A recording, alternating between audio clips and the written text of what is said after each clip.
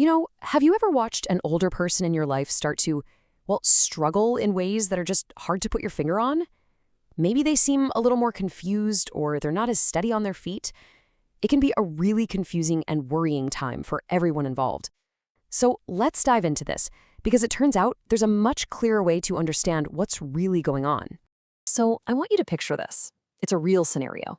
You have an 88-year-old man, he's been living on his own, but suddenly things are not okay. He seems confused, he can't take care of himself, his home is a mess, and he's completely isolated. This isn't just a sad story. It's a really complex puzzle that so many families find themselves trying to solve. So, looking at this situation, where do you even start? Seriously, what's the first move? How do you figure out what the real problems are? And, maybe most importantly, how do you actually help? These are the questions we're going to get to the bottom of. Okay, to solve this puzzle, the first thing we have to get our heads around is that health in older adults is just different. A single symptom rarely points to a single simple disease. It's almost always way more complex than that. Think of it like this.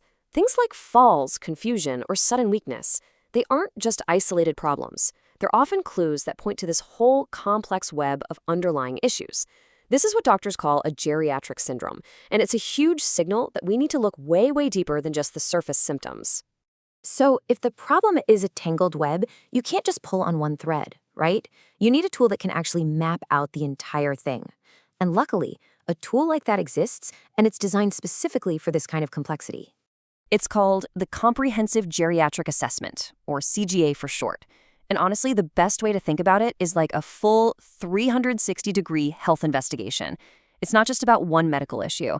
It's this holistic process that looks at everything: their physical health, their mental state, their social situation, and how they're functioning in their everyday life. And this 360-degree view, it covers it all, from how someone manages their day-to-day life and the risk for dementia, to their mood, their nutrition, and even a really close look at all their medications. It's like the ultimate diagnostic toolkit. So let's pop the hood and look at a few of these key areas. All right, so what's inside this toolkit? Let's check out some of the specific tools that help paint that complete picture. And we'll start with the absolute foundation: how a person functions day in and day out. So first up, we need to understand two key ideas. On one hand, you have activities of daily living, or ADLs. These are the bare bones basics for survival, like eating, bathing, dressing. But then, you have instrumental activities of daily living, IADLs. These are more complex things you need to live independently, like cooking a meal, managing your finances, or using the telephone. And this is the crucial part. A slip in these instrumental activities is very often the first red flag that something bigger is going on.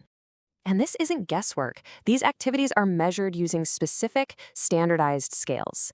For instance, the Barthel Index looks at those basic ADLs, while the IADL scale asks about the more complex stuff, like handling shopping.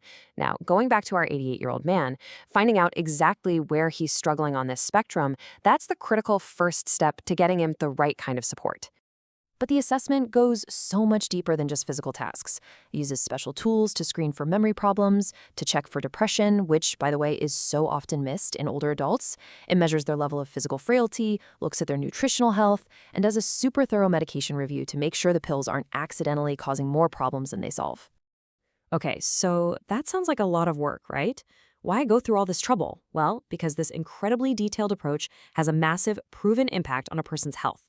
And the benefits are, well, they're pretty astounding. A CGA leads to way more accurate diagnoses and gets people off unnecessary medications. It actually improves both physical and mental function. It dramatically lowers the risk of someone needing to go into a nursing home, and it leads to fewer and shorter hospital stays. It even saves money on healthcare costs, and this is the big one, it's been shown to lower mortality rates. The payoff is just enormous. Now, an amazing assessment is only half the battle. It's only really useful if it leads to action. And one of the most immediate practical things that comes out of it is a plan to make the home a safer place to be. This is where the rubber really meets the road. A CGA doesn't just give you a list of problems. It gives you a roadmap for solutions. And a huge piece of that is checking out the home environment. Because let me tell you, preventing just one fall can be the difference between someone staying independent at home and ending up in the hospital. And we're not talking about huge, expensive renovations here. The fixes are often shockingly simple. Are the rugs tacked down so they don't slip? Are there cords snaking across the floor? Is the lighting on the stairs actually bright enough? Are there non-slip strips on each step? These tiny changes can have a life-saving impact. Then you move into the high-risk areas. The bathroom. Is there a grab bar next to the toilet and in the shower? That's essential. The kitchen. Is the lighting over the counters good enough to see what you're doing, to prevent cuts or burns? Every single question points to a practical, actionable step toward making a home safer. Look, when we see an older adult we love starting to struggle, it is so easy to feel completely overwhelmed. But what this whole process shows us is that the complexity of aging can be met with the clarity of a smart, structured approach.